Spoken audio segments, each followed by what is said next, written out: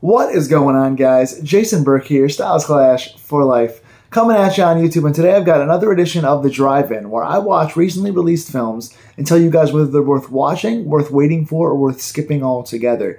Today I've got another 2022 release. It came out a few weeks ago when I just saw it, and I wanted to jump on here pretty quickly after to give you guys my thoughts because I really enjoyed it. It was one of the ones I was looking most forward to based on the trailer, and I'm sad that it took me so long to see it, but I'm finally bringing you guys my take on one of my final 2022 horror reviews this year for a horror comedy called The Menu. Anyone that's seen this trailer knew that it was kind of quirky and looked like a really unique blend of horror and comedy. Anya Taylor-Joy obviously was a big selling point for a lot of us who have been fans of hers in a bunch of movies like The Witch and the Shyamalan trilogy with Split and all that. So it was really interesting coming into this thing, and I was really excited to see it. Again, horror comedies, you guys know with me, are hit or miss, but I will tell you guys where they hit and where they missed in this review. Talking about 2022's The Menu, this movie was written by Seth Rice and Will Tracy and directed by Mark Mylod, and I didn't know much about this team coming in. In doing some research, I see Mark Mylod has directed a lot of TV. He's done some Shameless episodes. He's done Game of Thrones and stuff like that. The Seth Rice and Will Tracy writing team seem to have come from a lot of like comedy shows, like stand-up things, skits, like YouTube shows, just like sketch shows, late night shows. So a pretty serious TV director meshed with a writing team that does a lot of comedy TV. You wonder how it would translate to a major motion picture. This one was starring Anya Taylor-Joy as Margot, Nicholas Hoult as Tyler, and Ralph Fiennes as Chef Slowik. And spoiler-free, I'm not going to spoil anything. It's still a pretty new movie, and it's still in pretty high demand. It's not currently hit streaming yet. It's still in theaters, so I'm not going to spoil anything here. I'm going to try and talk around the spoilers. So what I can basically say about this is that a couple and meets up with a bunch of other couples to go on a foodie cruise. They go on this cruise to get this really unique dining experience where everything is, it's very interactive. You get to watch the chefs make the food. It's a very intricate, delicacy kind of well-made course of food that winds up turning into much more than the customers paid for and bargained for. That's pretty much all I can say without spoiling anything as far as the plot goes. And I knew coming in this was going to be a bit of a unique take, and I was wondering how they were going to blend it. So the first positive that I have here is presentation. The presentation of this was very unique. Again, without spoiling anything, there are moments when they're going to serve each individual dish. You have this presentation where first you have the chef come up and he does his little first you see the chefs preparing the food. So you see insert shots of them like cutting things together and prepping the food and kind of in their cook line and doing all these things to get the meal ready.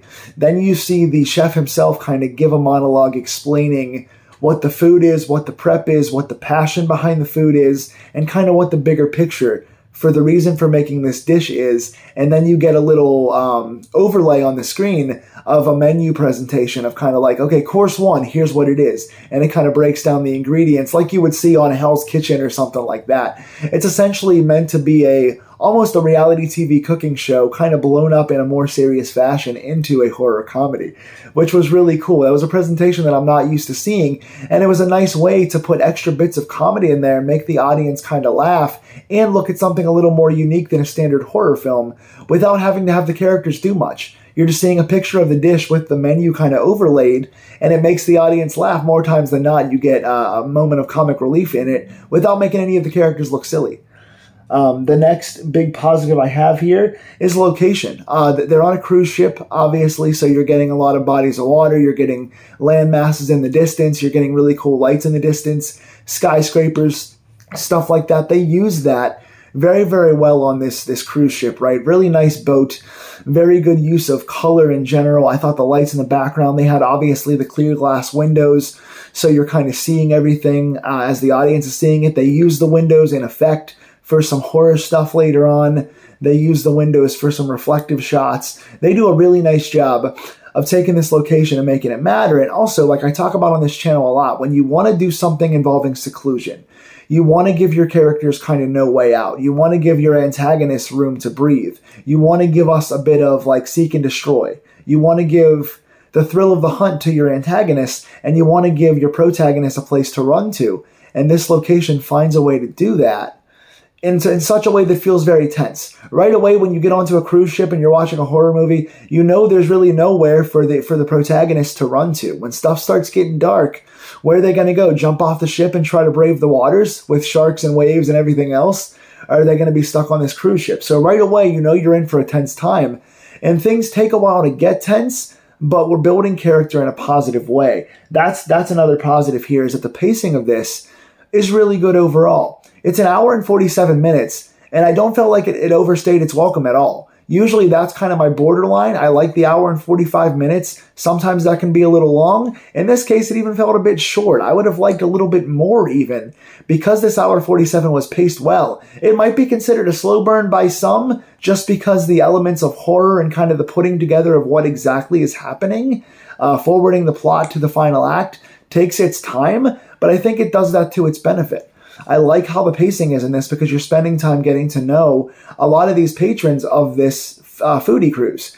You're getting to know kind of some of the side stories and reasons why they're there and some of the idiosyncratic behavior of each character, which makes them funnier later on when they do stuff to try and bargain around or get out of things, or they have their groups have little infighting problems, and you start laughing because you know kind of the ins and outs of what makes each character tick. So when things do start getting more serious, you feel for them more. They did a nice job loading up on characters in the first half of this and making nobody expendable. That's something I didn't even write down here, is that it, I guess, kind of goes along with character and presentation, is that you get something from everyone here. A really good movie that has layers to it spends time with more than just your main two characters. You get on, you join the cruise with Anya Taylor-Joy and with Nicholas Hoult here, Margot and Tyler. You join this couple, and you see that Tyler is a devotee of food. He's in love with food.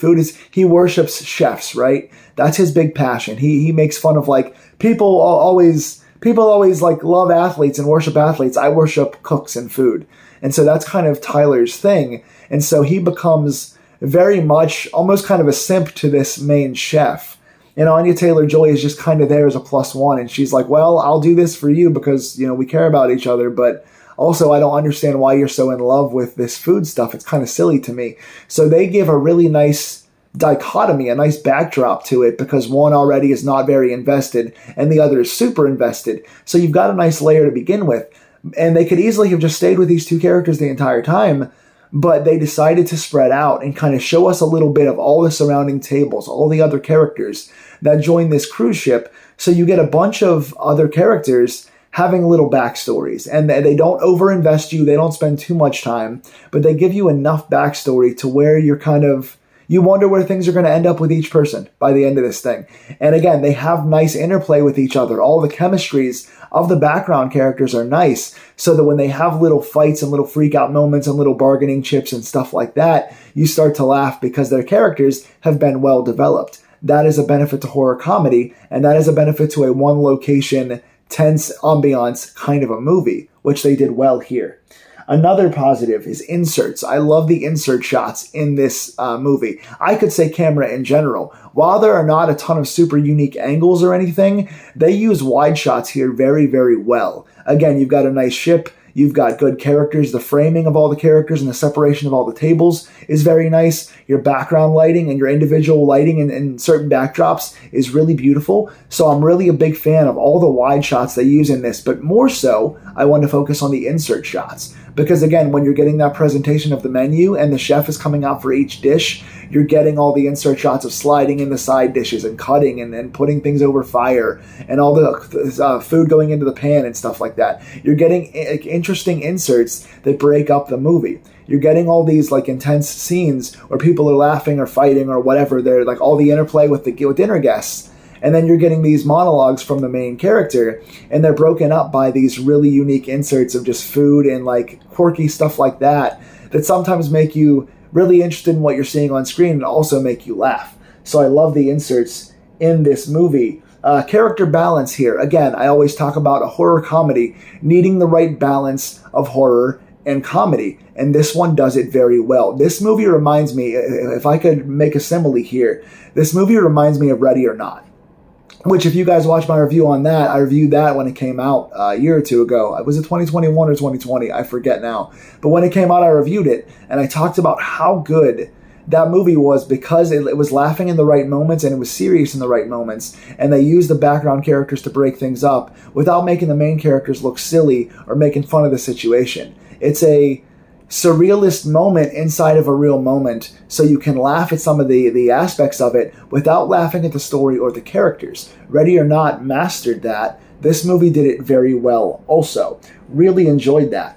You have a lot of characters with different stories, and they cut back, and this goes into the inserts too, they cut back to certain shots of certain characters, and they use them more than once, and it could easily get repetitive, and those insert shots could be overdone. They use them masterfully in this. There are many times when you're cutting back to a character, someone just facial reaction, or somebody on the floor somewhere, or somebody drinking or something like that, and it just breaks up the dialogue and puts a really funny moment in between all this tension, which makes the tension more tense, in my opinion, in this. Individual character studies, man.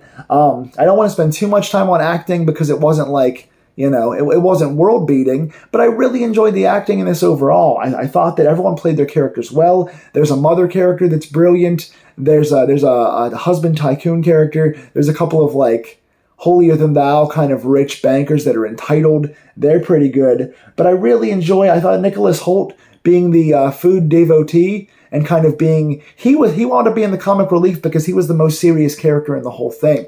Tyler's character takes everything so seriously, and he feels so privileged to be there because he loves food and he loves this chef, that he really takes himself very seriously, which in turn makes him the funny one because some of the events happening in the background are so crazy and surrealistic, excuse me, that you really get a funny moment of him just being serious.